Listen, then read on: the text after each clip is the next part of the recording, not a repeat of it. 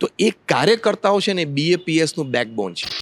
સ્વામી BAPS સંસ્થા એના management માટે જાણીતી છે. જે શતાબ્દી મહોત્સવ થયો હતો અને કરોડો લોકો આવ્યા હતા અમદાવાદ, ત્યારે જે હિસાબથી આખું મેનેજમેન્ટ થયું હતું એની લોકો આજની તારીખ સુધી વાતો કરે છે, દ્રષ્ટાંતો આપે છે. તો એવું શું છે આ સંસ્થામાં કે મેનેજમેન્ટ આટલું બધું વ્યવસ્થિત થાય છે?